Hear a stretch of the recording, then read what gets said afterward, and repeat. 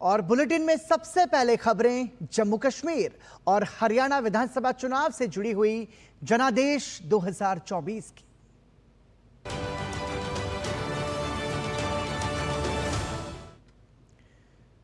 प्रधानमंत्री ने जम्मू कश्मीर में चुनावी प्रचार का शंखनाद किया।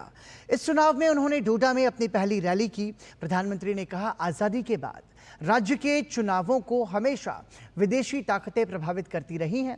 वहीं उन्होंने कहा कि जम्मू कश्मीर के लिए परिवारवाद की राजनीति एक बड़ी बाधा रही है। प्रधानमंत्री ने कहा, इस बार हो रहे विधानसभा चुनाव भाग्य तय करेंगे।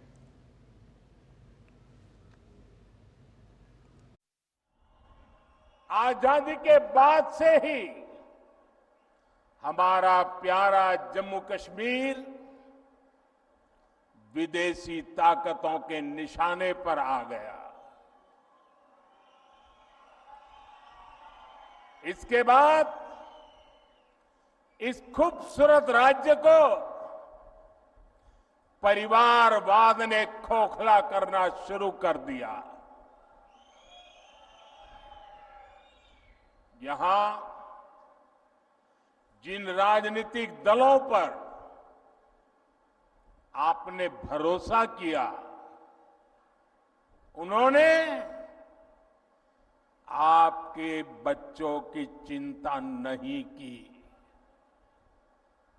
उन राजनीतिक दलों ने सिर्फ और सिर्फ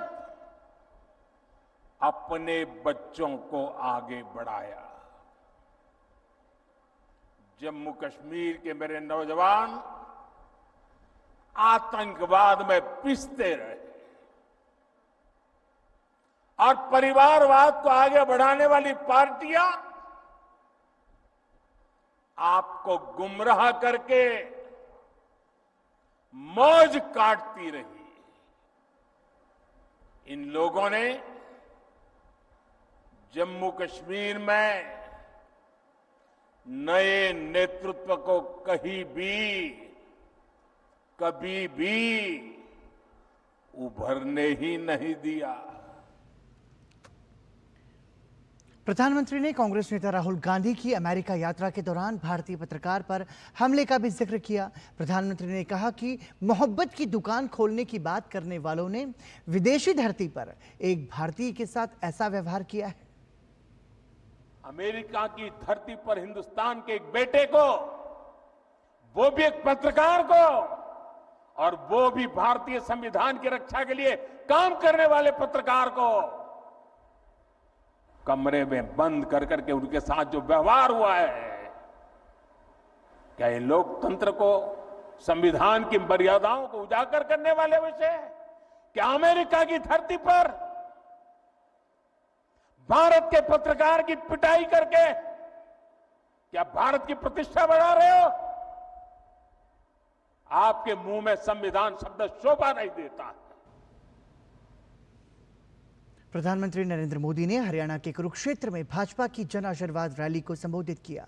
लोकसभा चुनाव में एनडीए की लगातार तीसरी जीत का जिक्र करते हुए प्रधानमंत्री ने कहा कि जनता का उत्साह बता रहा है कि हरियाणा में भी भाजपा की हैट्रिक तय है। उन्होंने कहा कि केंद्र में तीसरी बार सरकार गठन के बाद से अब तक जन कल्याण के बड़े कदम उठाए गए हैं। प्रधानमंत्री ने हरियाणा में कांग्रेस सरकार की याद दिलाई, जब विकास का पैसा एक जिले तक सीमित रह जाता था। प्रधानमंत्री ने कांग्रेस सरकारों पर जनता के विकास के पैसों में भ्रष्टाचार करने का आरोप भी लगाया।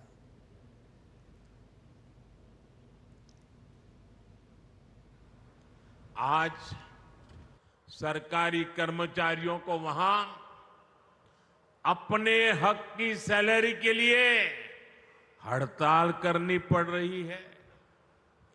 कर्मचारियों को डीए मिल नहीं रहा। मुख्यमंत्री और मंत्रियों तक को सैलरी छोड़ने का बाद दिखावा करना पड़ रहा है। हिमाचल में नौजवानों की भर्तियां नहीं हो रही हैं।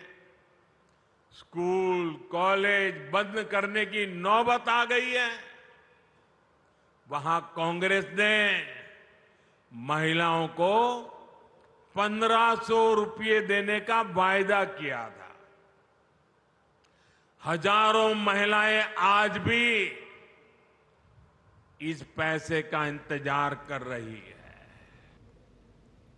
चुनावी लाभ के लिए राज्यों को आर्थिक संकट में धकेलने को लेकर प्रधानमंत्री ने कांग्रेस और आम आदमी पार्टी को जमकर घेरा है।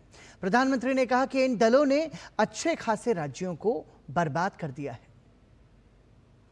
अच्छे खासे राज्यों को बर्बाद कैसे किया जाता है, ये कांग्रेस वहां करके दिखा रही है। और कांग्रेस की इस चालबाजी में उसकी पिछलग्गू पार्टी भी हां में हां मिला रही है। ये कट्टर बेईमान पार्टी है।